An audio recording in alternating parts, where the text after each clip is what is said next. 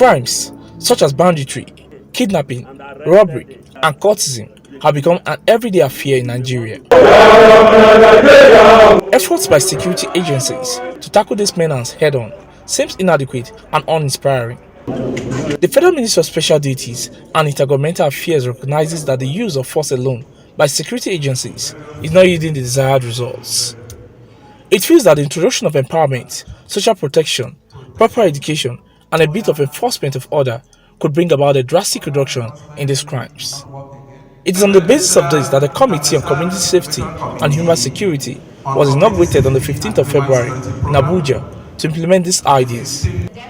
Today, the Minister for Special Duties alongside the Nasarawa State Governor are flagging off the pilot scheme in the state. The Implementation Committee on Community Safety and Human Security Program prepared to work with relevant security institutions, stakeholders, and non-state actors in expanding the narratives and intelligence towards community service.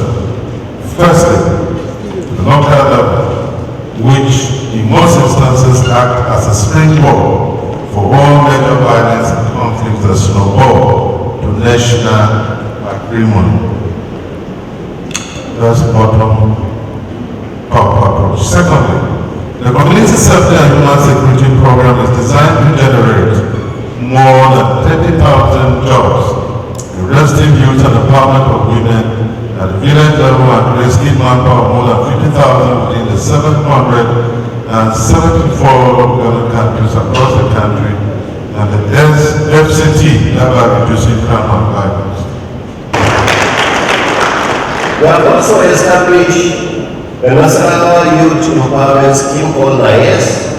Although NIAS is not a security outfit, it has continued to serve as a tool towards community policy.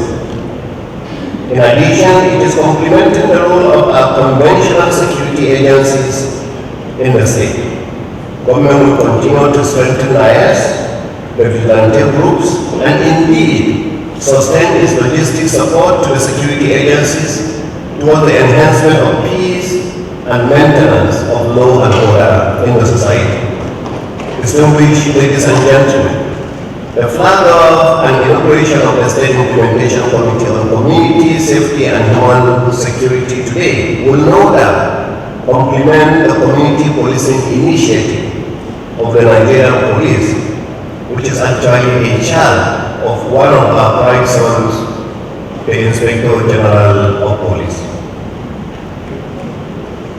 We should therefore individually and collectively take matters of security seriously and strive to continuously evolve measures until the war against security challenges is won for the good of everyone. Members of the committee in the state are drawn from government agencies, security outfits, traditional institutions, local governments, and civil society organizations.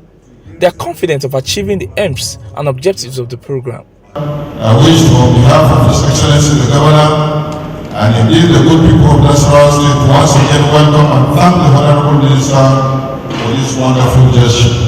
I think that your thinking is going in the same direction with the thinking of the majority of the traditional rulers in this country, because they were at the center stage in those days of providing security to their respective communities. The new idea of security would amount to drastic reduction in all forms of crimes in the country.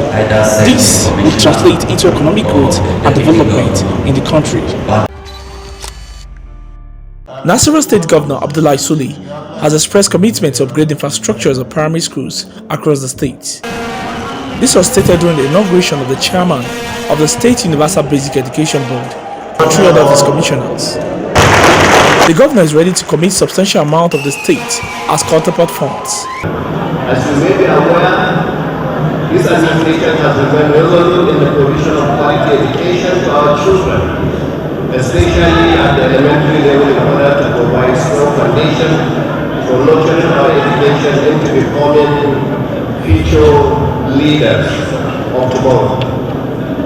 It is for this reason that we will not hesitate as a government to commit substantial resources in the payment of counterpart funding to facilitate the the provision of additional school infrastructure and instructional materials essential for the creation of desired conducive environment for effective teaching and learning.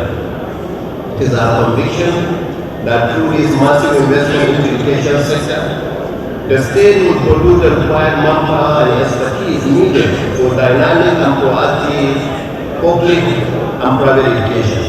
The governor believes that the funds would facilitate the provision of additional school infrastructure, instructional materials necessary for the creation of desired conducive environment. I'm happy to also state that the payment of the counterpart funding has enabled the State Universal Basic Education Board to access necessary funding from UBEC. Hence, the massive construction and renovation of primary and secondary schools across the state that you are seeing. This simple effort, I believe, will address the apparent deficiencies of the school infrastructure, instructional materials, and the location of some of our schools.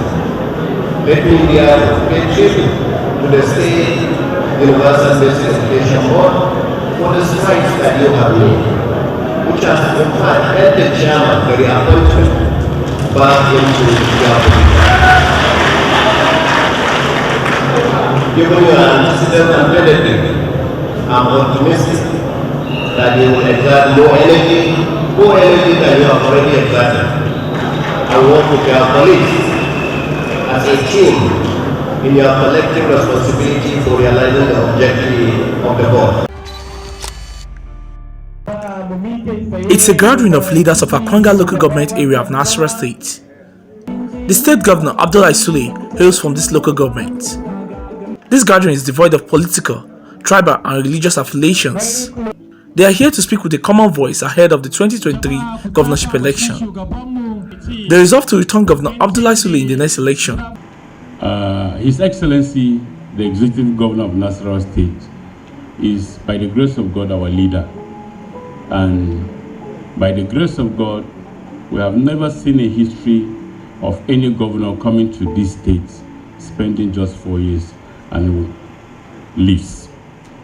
We are already working out modalities, making every arrangement to ensure that he sailed through his 4 years successfully and step into the new term successfully. That is the period of the next 4 years. Everything being possible, this is our responsibility. We don't have anything ahead of us except the next 4 years for Engineer A.A. Sule. And I believe if other areas are doing it, do we have any option? We don't have any option. So this is a call to draw our attention to these things that are going around. We must draw our attention to, we must put ourselves in order. We must set ourselves, we know that the only thing that is ahead of us is the next elections. And by the grace of God, we will get there and we will cross it over. And I have decided that we should call ourselves and talk to ourselves, because I know if we don't talk to ourselves, the other people who are going around trying to influence us negatively will influence us. So we shouldn't allow anything negative to come to us in form of advice, in form of anything, because we have the governor in our hands already. There is no thing that we can do now that is more than to rally around support for him. If we rally around support for him, we ourselves in turn will see clearly the dividends of democracy in our feet. The primary responsibility of every government is the protection of life and property. And Engineer Abdullahi Sule has shown capacity to protect the life and the property of the citizenry of Nasarawa State. Members of the opposition People's Democratic Party also threw their weight behind the endorsement. But for us in Nasarawa State and in Akwanga local government in particular, I want to assure us, and I believe that all of us that are here will have the same kind of mind. We are here because of Engineer A.A. Sule developmental stride, the project that he's doing. He has done a lot. This is the man I have opportunity to have series of meetings with him, like the Alhaji Samir have said something here. One house award, Sarah Fiachikako, Game this and that. But what I want to say here is that His Excellency is very much aware of that. In one of our meetings, I told him about that. He said, calm down your mind. We are doing this for these people. When it comes to our turn, everybody will be surprised. That shows that His Excellency has a lot from the people of Akwanga and Mada nation at large. We should give him the maximum cooperation so that he will give us the best and do the best for us. He promised is going to transform Akwanga local government and transform Akwanga town to a modern city. And that we know. He has started some of these projects. I remember in Nunku last time, he made mention of roads from Nunku, Ajaga to Rinze. He made mention of Gudi. I think today if you go to Moro Road now, you'll see one company, Tilijado, they are there working now. And any moment, that one in Nunku and other places will commence. Apart from that, we have major streets in the town that the governor is ready to transform them for the better of our people, to make Akwanga a modern city, just the way Lafia it is today. They don't make it up by their own. Would go along with Nasarawa.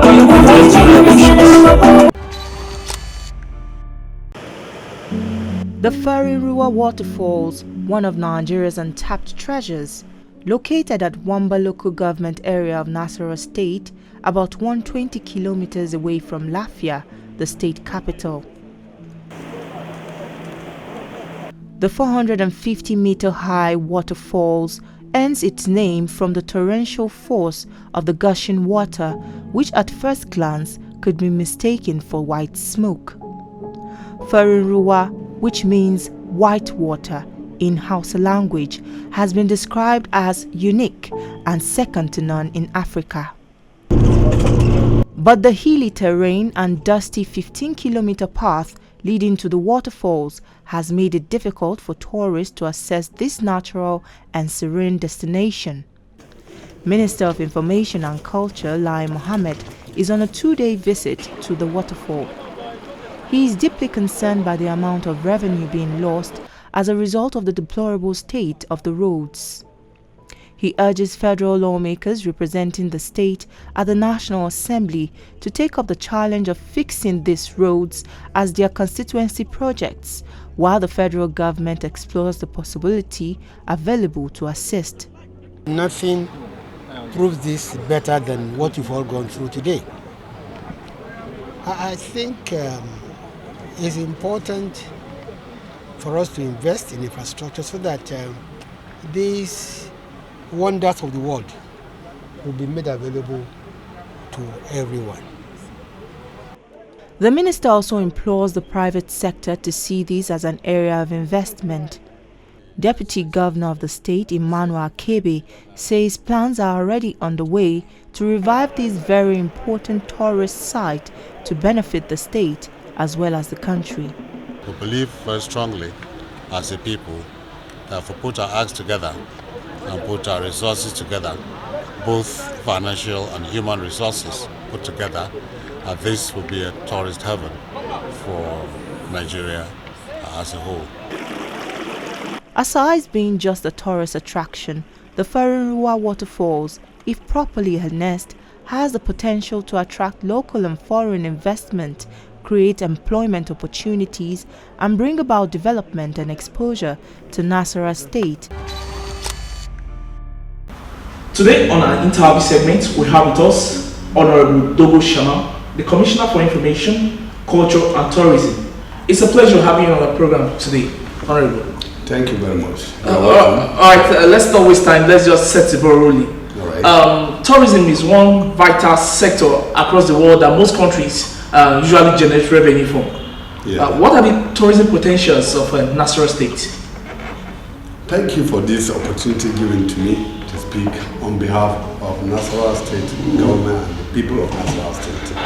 Nasarawa State is endowed with rich cultural potentials, and cultural as well as tourism potential that are abound in the state. And some of the major sites that can attract investors to develop in the sector includes the famous Federal Waterfalls that is located in Wamba local government area. We have the Meloni Hills at the heart of Kefi city. We equally have the Kiana Salt Village.